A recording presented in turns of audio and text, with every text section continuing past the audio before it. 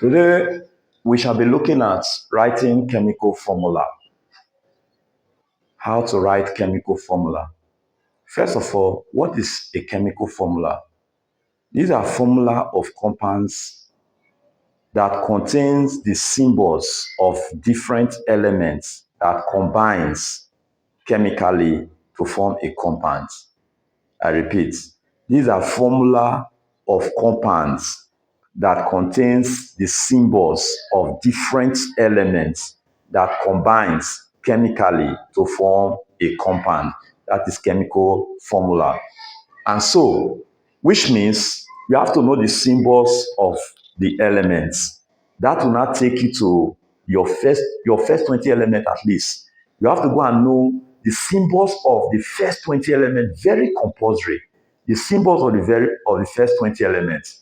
Now, the symbols of this element, the position of this element in the periodic table now indicates the atomic number of that particular element.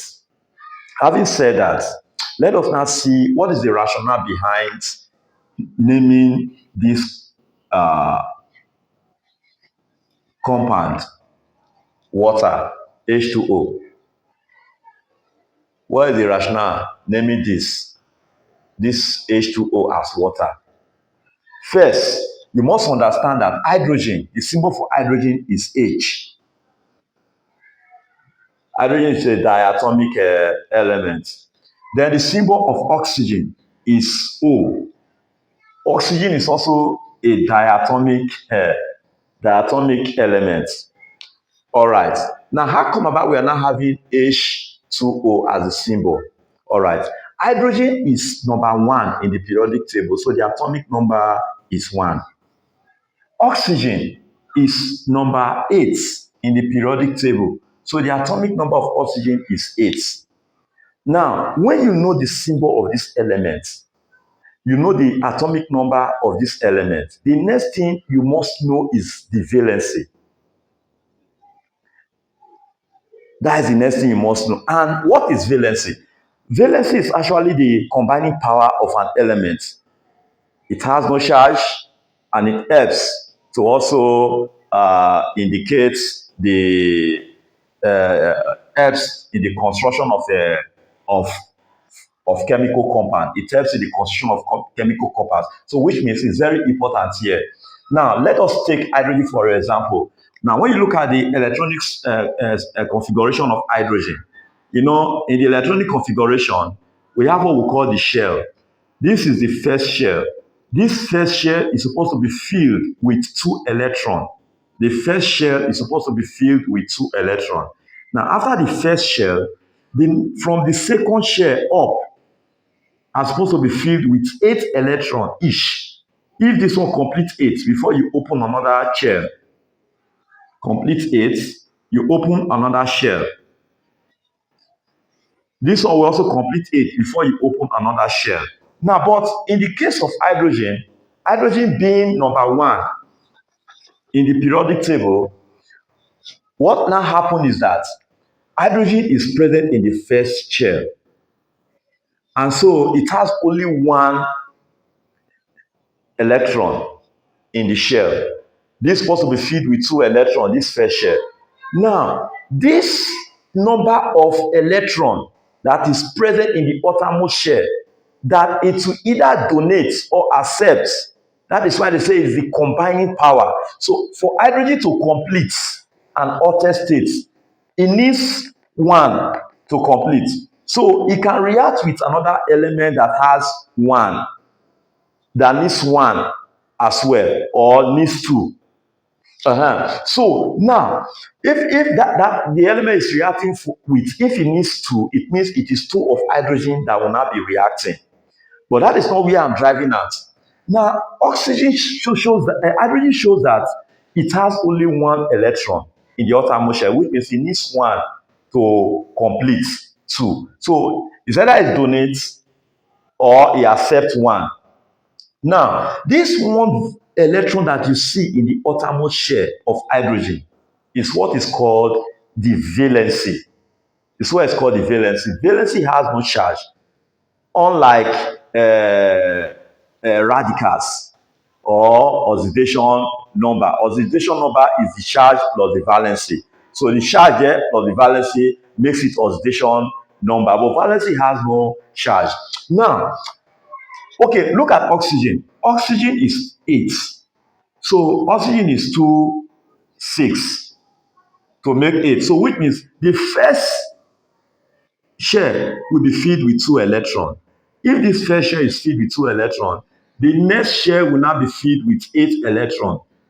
It's supposed to be filled with 8 electrons, so 2, 4, 2, 4, 6. Now, because hydrogen is 8, if you add this 2 plus this 6, now it's already 8. And this chair is supposed to be filled with 2, with 8. So which means it needs 2 extra to complete it. That 2 that oxygen needs extra to make it 8 is what is called the valency of this oxygen. And so when hydrogen and oxygen want to take place in a reaction, 2 of them want to combine to form a particular compound. What happens is that hydrogen will come and present its own 1 valency. Oxygen will present its own 2 valency, because the valency of oxygen is 2. Now, hydrogen will not take these 2 valency of oxygen. They will interchange. Oxygen will take the 1 of hydrogen. That is why at the end of the day, you now have H2O. That is where you have the H2O. That is why the formula of water is H2O. That is what happens. All right, let's look at another example.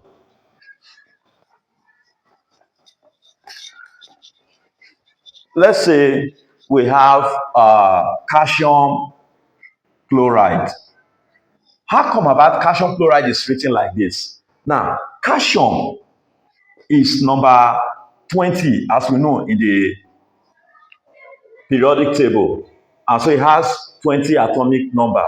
While chlorine, on the other hand, chlorine is number 17 in the periodic table, which means the atomic number of chlorine is 17. Now, when you break oxygen using that same electronic configuration, now the first shell will be filled with 2. Now you open another shell. This next shell is supposed to be filled with 8. So you feed it with 8. 2, 4, 6, 8. So this 8 plus this 2 gives you 10. Now you need 20. You come again, you will open another shell. As you open another shell, you need 8 again to complete. 2, 4, 6, 8. Now 2 plus 8, 16. 10. 2 plus 8 is 10. 10 plus this 8 is 18.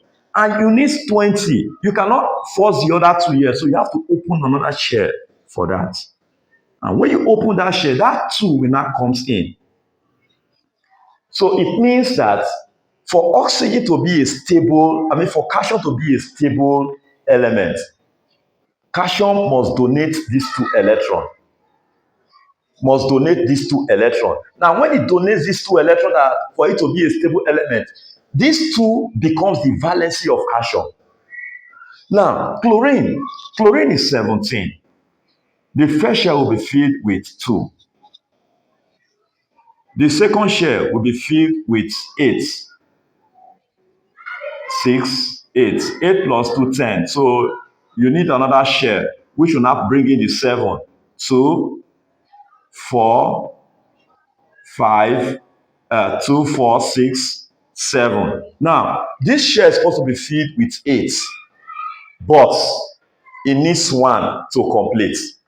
Now, what you understand here is that this one is a metal and this one is a non-metal.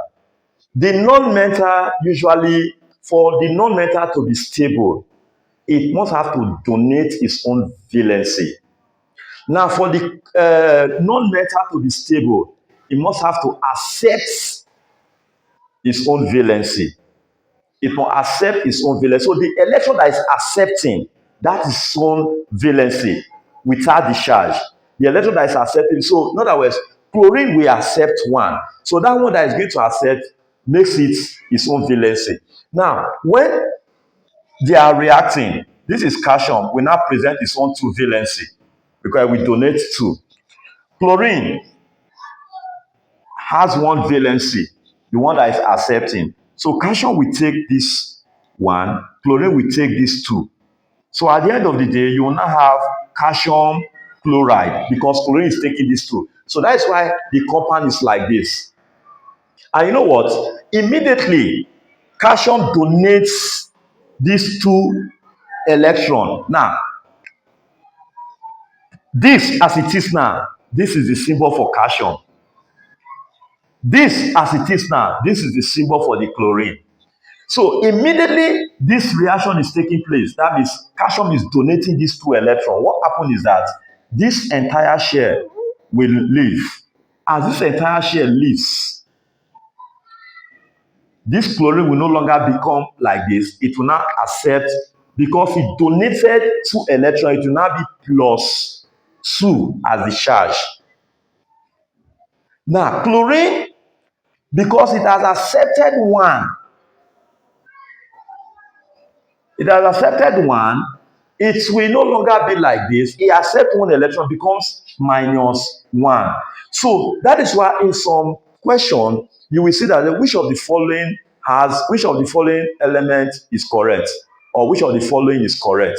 You will see that has the electronic configuration. Maybe you see something like okay, I will not say that, but let's say you maybe okay, let me just say 1s2, 2x2, 2p6. I will explain what we mean by this later on. Okay, then maybe 3x1. If you count the element here now, 2 plus 2 is 4, plus 6 is 10, plus this is 11. All right, this 11 normally is sodium. 11 normally is sodium. Now, since 11 is sodium, this is sodium normally, sodium, when you have not donated this one electron. Now, immediately this sodium donate this one electron, this will clean off. Then this will now be sodium plus. Then at the end of the day, how many electron now you now have there now is 10. So which element again has 10? Neon. Neon is 10. Which element again has 10? Magnesium, 2 plus. You will get to understand also. So it is not only this one or neon that is 10, sodium plus is also 10, magnesium 2 plus is also 10. Now let's look at the calcium. Which one will you take with the calcium now? Okay, we have 2 pieces, 3x2, 3p6. Okay, I mean we have here now 2 plus 2, 4, 4 plus 6, 10, 10 plus 2, 12, then 12 plus 6, 18, 18. Then we have 4x2, 4x2. Now 18, that is 20. This actually is supposed to be for this. And don't worry, I will teach how we get this electronic configuration. Now, for this sodium, this one now is for this 20. But immediately sodium reacts, donates that 2 electron. This is what you will now be having. That immediately donates these 2 electrons. It will now be like this. And this now is how many electrons? Is 2 plus 2, 4, plus 6, 10, plus 2, 12.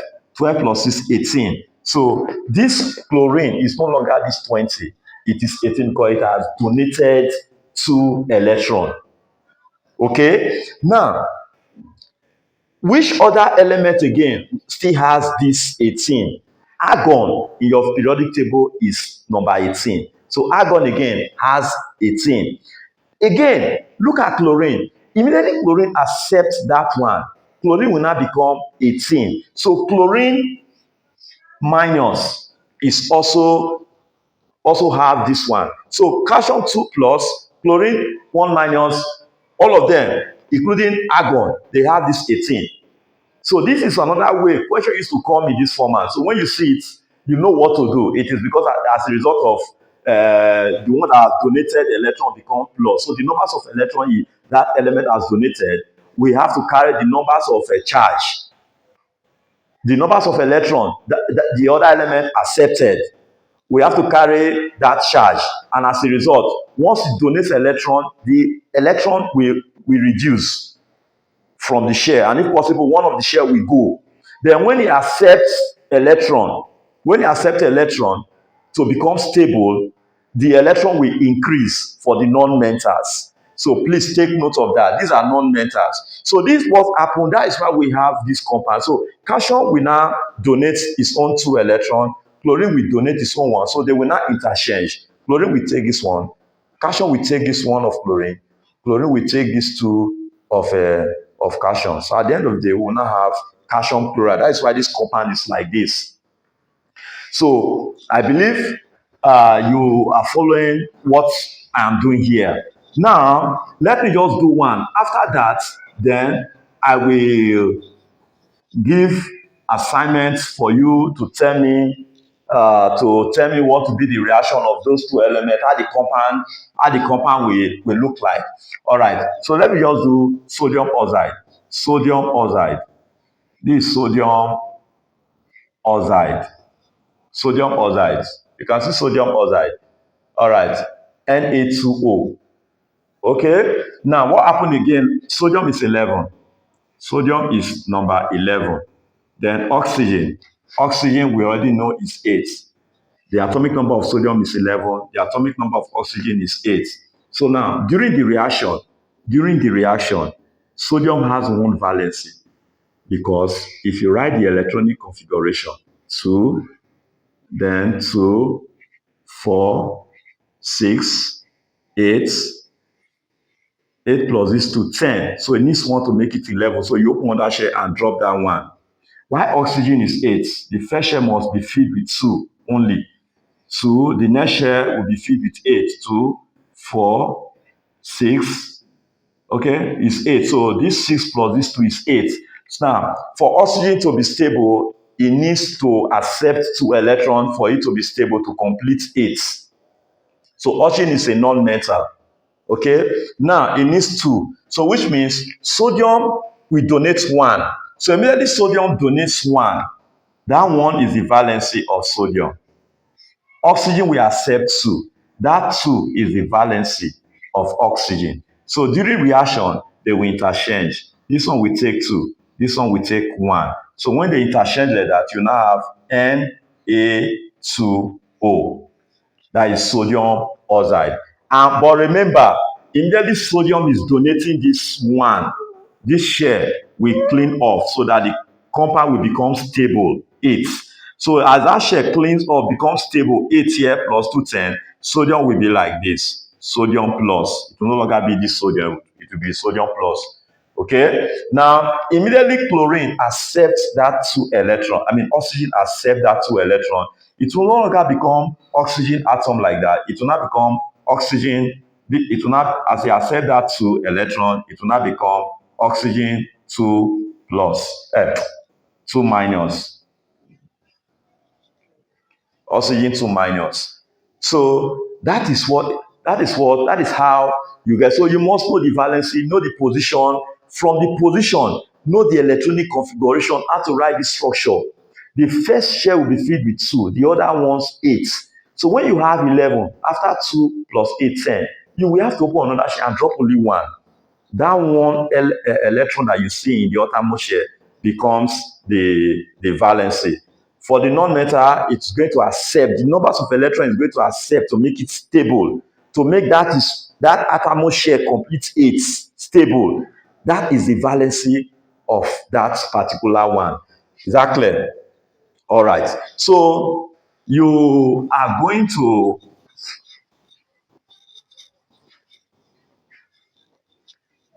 write this compound for me. Do the reaction of this compound, aluminium and chlorine.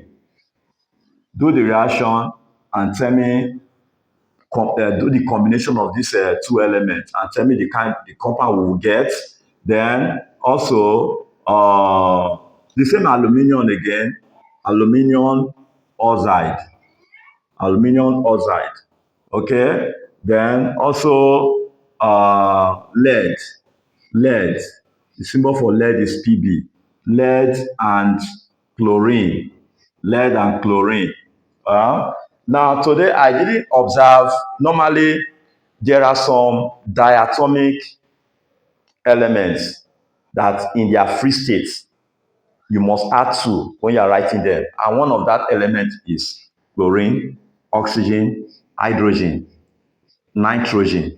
Once you are writing these elements down, you must put two as the subscripts. When we want to know how to balance chemical equation, I will emphasize on this area. I will emphasize on this area so that as you are writing your element down, your compound down, you must take note of all these.